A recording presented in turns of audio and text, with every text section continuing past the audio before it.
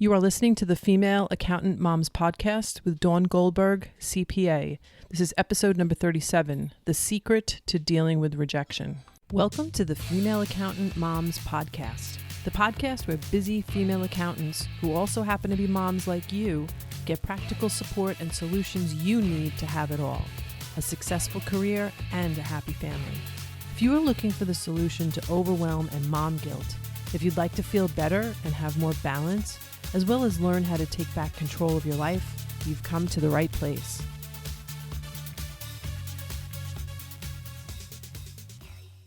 Hey there, welcome back to the show. I hope you had a great week. I hope you are enjoying some nice weather by you.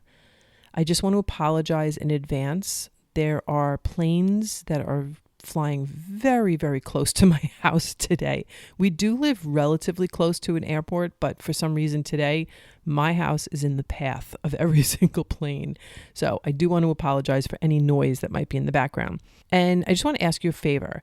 If you have been enjoying the show, and I know there's a lot of you that are because I do get the statistics back about the show, I just want to ask you again to leave a review on iTunes. If you use an iPhone, I know that's how I listen to podcasts. There's that podcast app, and if you listen to it through that app, you can go to the bottom of my page and you can just leave a review. It's really, really simple. Or you can go to iTunes on your desktop and leave a review for the show. So let's get going. This week is episode number 37, The Secret to Dealing with Rejection. Now, I'm sure we can all agree that rejection does not feel great. In fact, most of the time it sucks. Whether it's in your professional or personal life, rejection can destroy your self-esteem, create anger and fear, as well as take up precious brain space. If you've experienced rejection before and didn't have the tools to manage your mind, it can feel all-consuming. It may become all you can think about or talk about. And once the experience of rejection has passed, the feelings of shame, worry, and sadness can then become your constant companion.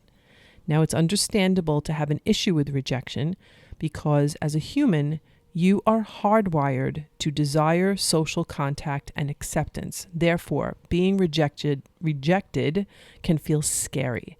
It can lead to feeling unwanted, unvalued, or unaccepted.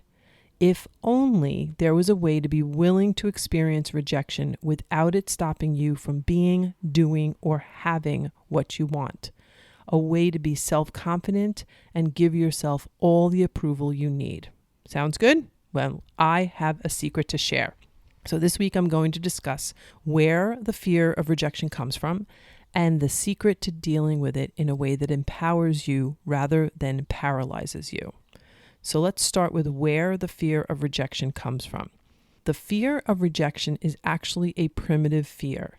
It is part of our natural evolution as humans. You are hardwired to be part of a pack for your survival. Back in the early days of human existence, rejection from one's tribe would have been a huge problem.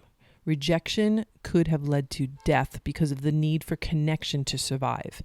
Humans needed other humans in order to live. And over time, humans have evolved to experience rejection as painful. Being ostracized or rejected from the tribe is to be avoided at all costs.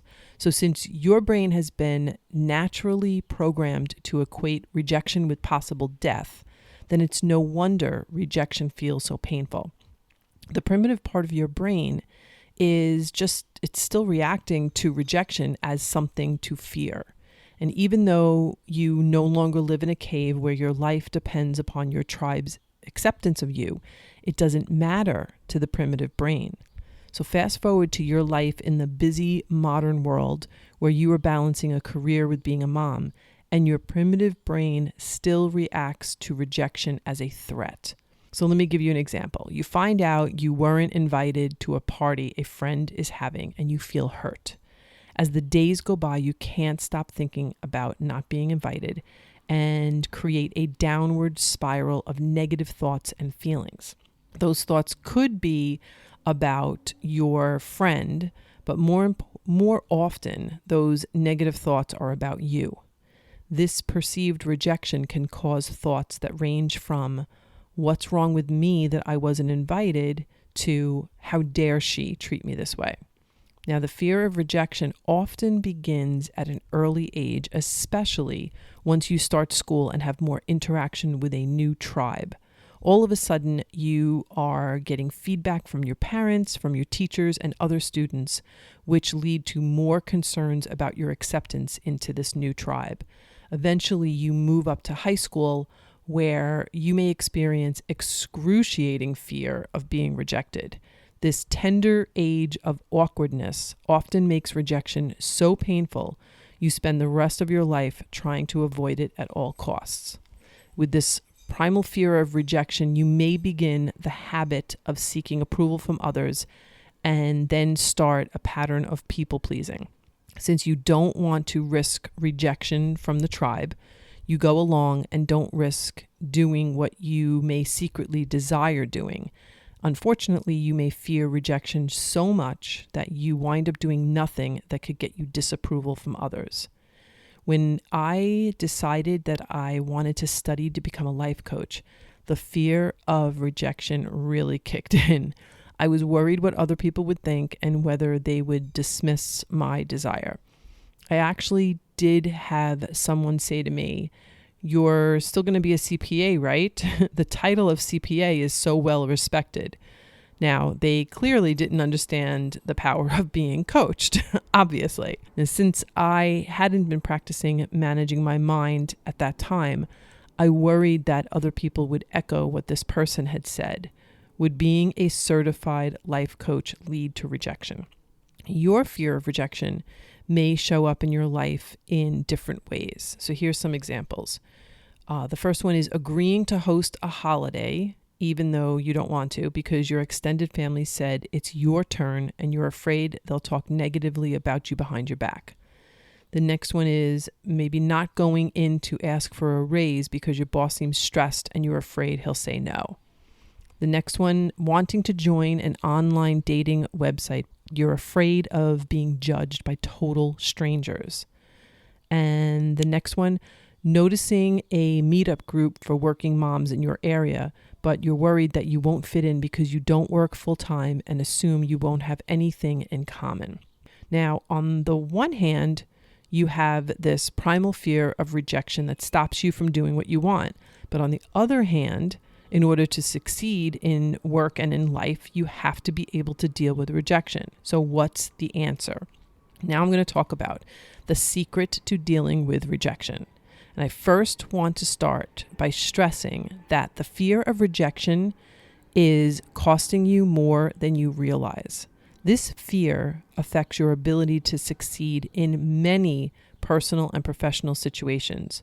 But the good news is that it can be overcome. You can overcome the fear of rejection and create a feeling of self-confidence. Woohoo! Whether you have a fear of rejection from others or you have been rejecting yourself ahead of time so you don't have to risk being rejected by others, you can take control. You can embrace life's challenges. You can say no when yes would be people-pleasing, and you can live in a way that works best for you. Imagine what your life would look like if it was impossible for you to feel rejected. If you could take a pill that would deactivate the part of your brain that fears rejection, what would that look like for you? What would you be doing right now that you aren't doing? Think about that for a second. For me, that was deciding to follow my desire to help others with their emotional well-being and not just their financial well-being. It was about learning how to manage my own mind in such a powerful way that I gave myself all the approval I needed and decided to study to be that certified life coach that I dreamed about being. It was about becoming aware that rejection was more often a story that my primitive brain made up to keep me from growing. The powerful secret that I learned in order to deal with rejection is in knowing that rejection is a feeling that comes from your thoughts, not other people's thoughts. Rejection isn't something that happens to you. You have to think a thought that causes you to feel rejected. So why is this secret powerful? Well, it's powerful because you are human and have the ability to think about what you think about. You also have the power to override your primitive brain and choose how you want to think on purpose. The thoughts you choose to think will create your feelings of rejection or not. So let me give you an example. Your mother may have said she was returning the gift you gave her for her birthday and needed the receipt. The secret to not feeling rejection is in your awareness that this is a neutral circumstance. You have not been rejected by your mother until you have a thought about the circumstance that creates your feeling of rejection. You could choose to think, she hates everything I buy her, so she must hate my taste in gifts, which of course would feel like rejection. Or you could choose to think, I appreciate her honesty and I can't wait to see what she picks out for herself. Of course, that would create the feeling of appreciation. Your primitive brain's default mode will offer you unconscious thoughts that lead to the feeling of rejection because it just wants to keep you safe. Remember, it equates rejection with death, so it dramatizes neutral circumstances like your mother wanting to return a gift in order to keep you safe.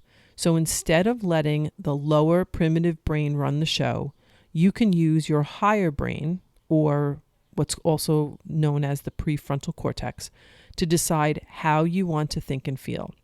You can choose to think in a way that serves you rather than interpreting circumstances as rejection. The interesting thing is that when you learn how to manage your mind, you learn how to overcome the fear of rejection and actually become willing to be rejected. You no longer see rejection in the same way. That, my friends, is when life gets interesting. When you become willing to put yourself out into the world, to take action for the sake of your goals, and to please yourself first and foremost, that's when you create self-confidence. That's when you become rejection-proof because you know that rejection is just a feeling and you won't die from a feeling. Now, just in case you are still on the fence about being willing to feel rejection, here are a few successful women you might recognize who were rejected hundreds of times before they experienced the level of success that we witness today. So the first one is J.K. Rowling. She received innumerable rejection letters before Harry Potter's fame. The second one, Oprah Winfrey. She was disrespected, fired, and rejected many times before her rise to success. The next one, Barbara Corcoran. Before her real estate success, she cites many situations throughout her career where obstacles turned into opportunities. Sally Krawcheck, she's the former CFO of Citigroup and Wall Street queen.